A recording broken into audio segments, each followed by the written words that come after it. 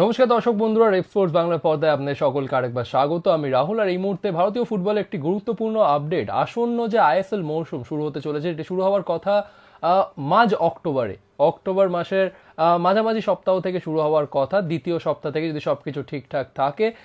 আসলে সেপ্টেম্বর থেকে অক্টোবর মাস অবধি যে ইন্টারন্যাশনাল উইন্ডোটা রয়েছে, সেপ্টেম্বর মাসের 21 তারিখ থেকে অক্টোবর মাসের 6 তারিখ অবধি যে ফিফা ইন্টারন্যাশনাল উইন্ডো রয়েছে, যে উইন্ডোর ভেতর ইন্ডিয়ার তিনটে ফ্রেন্ডলি খেলার কথা। আপাতত ব্রাজিলের সাথে কিন্তু ফ্রেন্ডলি কনফার্ম, এবং আরও দুটো ফ্রেন্ডলির জন্য কিন্তু কথাবার্তা এই মুহূর্তে অ্যাডভান্স স্টেজে রয়েছে এআইএফএফ এর। সেই ইন্টারন্যাশনাল ব্রেকের পরই যদি সব কিছু ঠিকঠাক থাকে, আসন্ন আইএসএল মরশুম শুরু হওয়ার কথা। এবং সেই আইএসএল কিন্তু এবার একটা নতুন ফরম্যাটে বলা ভুল, একটা নতুন গভর্নেন্স স্ট্রাকচারের মধ্যে হচ্ছে। কারণ ক্লাব লেড মডেল, এবার কিন্তু আইএসএল এর কমার্শিয়াল রাইটটা কিন্তু ক্লাবেদের হাতে, এবং এআইএফএফ এর হাতে রয়েছে গভর্নেন্স।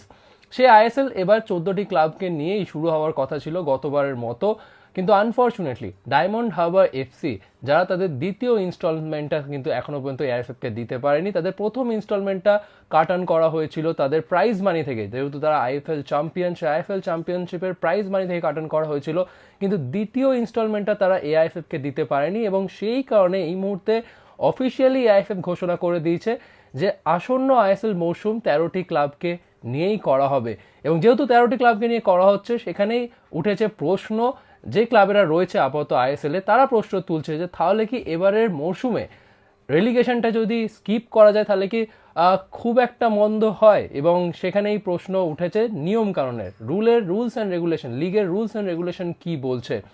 লিগের রুলস অ্যান্ড রেগুলেশন বলছে যে যদি একটি ক্লাব তারা যদি উইথড্র করে নেয়, অর্থাৎ ডায়মন্ড হারবার যেহেতু তাদের সেকেন্ড ইনস্টলমেন্টটা দিতে পারেনি, তো তাদেরকে কনসিডার করা হয়েছে যে তারা আইএসএল থেকে উইথড্র করে নিচ্ছে। এবং as per rules and regulation of the league, diamond Harbour FC কিন্তু লিগ শুরু হওয়ার আগেই তারা কিন্তু রেলিগেটেড হয়ে যাচ্ছে as per rules and regulation. এবং সেই কারণে আর কোনো ক্লাব কিন্তু রেলিগেট হচ্ছে না। অর্থাৎ আসন্ন যে আইএসএল মৌসুম, সেটাতে কিন্তু আর কোনো ক্লাব, অর্থাৎ যেই ক্লাব টেবিলের শেষে তারা শেষ করবে, সেই ক্লাবকে কিন্তু রেলিগেশন করানো হবে না। অর্থাৎ আসন্ন আইএসএল মৌসুমটা কিন্তু হবে আরও একবার ক্লোজড লিগ। 2014 সালে আইএসএল শুরু হয়েছিল, এবং তারপর থেকে কিন্তু আইএসএলটা কিন্তু একটা ক্লোজড লিগ হয়ে এসছে। না ছিল রেলিগেশন, না ছিল প্রমোশন। রিসেন্টলি আমরা 3 বছর আগে আমরা দেখেছি প্রমোশন শুরু হলেও রেলিগেশন শুরু হয়নি। রেলিগেশন প্রথমবার হয়েছে গত মৌসুমে, মোহামেডান টেবিলের শেষ করার কারণে তারা কিন্তু রেলিগেট হয়ে যায়।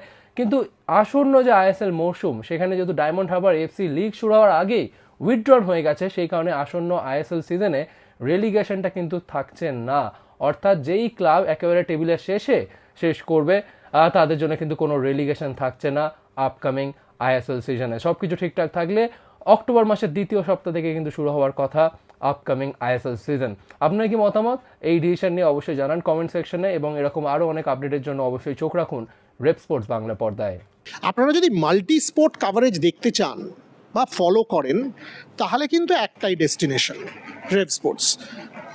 আমার বলতে দ্বিধা নেই যে বোধহয় আপনারা জেনে গেছেন, সেটা প্যারিস হোক, গ্লাসগো হোক, ইংল্যান্ড হোক, অস্ট্রেলিয়া হোক, ক্রিকেট হোক, উইমেন্স ক্রিকেট হোক, কমনওয়েলথ গেমস হোক, এশিয়ান গেমস হোক, অলিম্পিক্স হোক, আমরা কিন্তু সব জায়গায় থাকবো এবং আপনাদের জন্য অন গ্রাউন্ড কাভারেজ নিয়ে পৌঁছে যাব।